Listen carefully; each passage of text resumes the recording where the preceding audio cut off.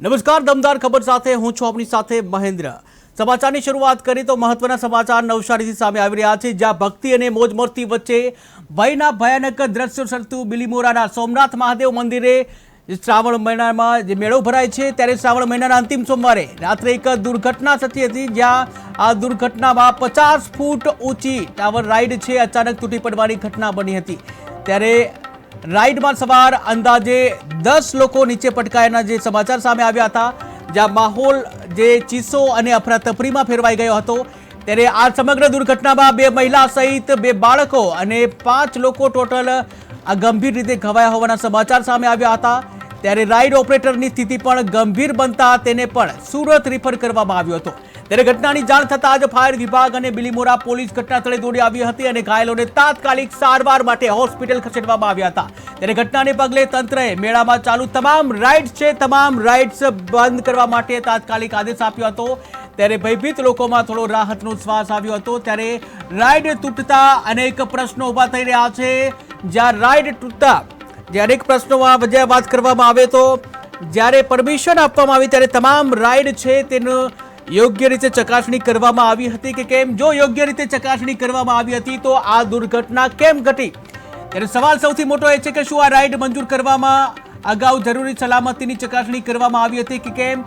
શું તંત્રએ રાજ્ય સરકારની એસઓપી અનુસાર રાઇડના ઓપરેશન મુજબ જે મંજૂરી આપી હતી કે કેમ, જેવા અનેક પ્રશ્નો ઉદ્ભવી રહ્યા છે। ત્યારે જે કહી શકાય કે મોજ માણતા મેળાની મોજ માણતા જે તમામ જે લોકો છે તેઓમાં પણ ભયનો માહોલ સર્જાયો હતો।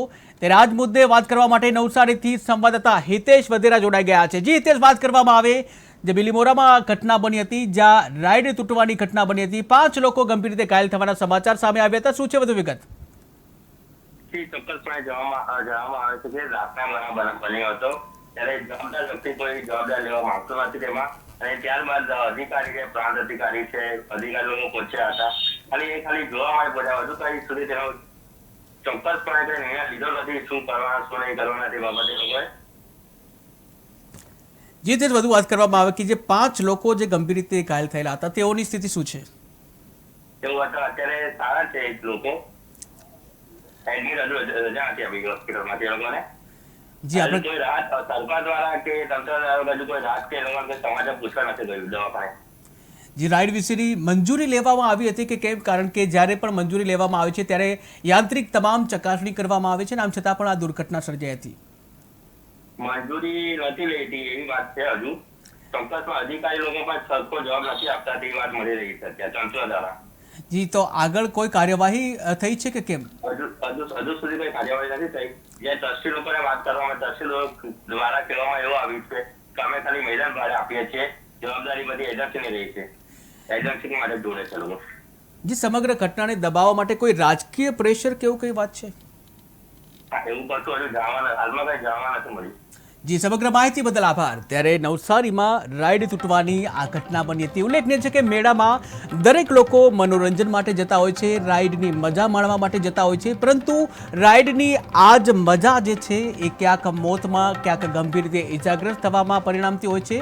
ત્યારે મોજ મસ્તી કરતા, કિલકારીઓ કરતા અચાનક જ જે માહોલ છે એ ચીસો અને અફરાતફરીમાં માહોલ તબદીલ થઈ ગયો હતો, કારણ કે મોજ માણી રહેલા 10 લોકો છે ઇજાગ્રસ્ત થયા હતા। ટીવી સ્ક્રીનના દ્રશ્યો તમે જોઈ રહ્યા છો, એ જ જે રાઇડ તમને જે જોવા મળી હતી કે જ્યાં એ રાઇડમાં જે 10 લોકો સવાર હતા, જે મેળાની મોજ માણી રહ્યા હતા, પરંતુ અચાનક જ એ રાઇડ છે એ રાઇડ તૂટી હતી અને જ્યાં એ રાઇડ તૂટતા જ ચીસો અને અફરાતફરીમાં સમગ્ર માહોલ છે જોવા મળ્યો હતો।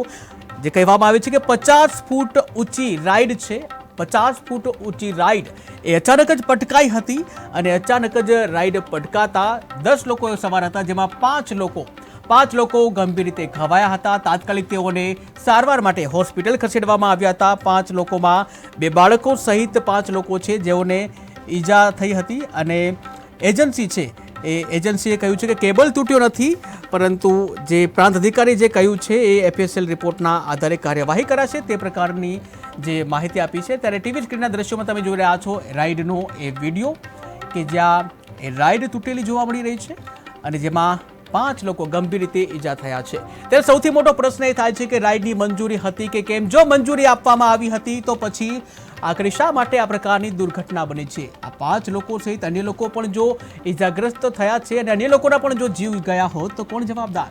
ત્યારે ચોક્કસથી સવાલ તો ઊભા થઈ રહ્યા છે। ત્યારે હાલ તો નવસારીની આ પ્રકારની જે ઘટના બની છે અને જે ઘટનાને લઈને લોકોની સુરક્ષા, મેળાની સુરક્ષા ખાસ કરીને તેના ઉપર પણ પ્રશ્નો ઊભા થઈ રહ્યા છે।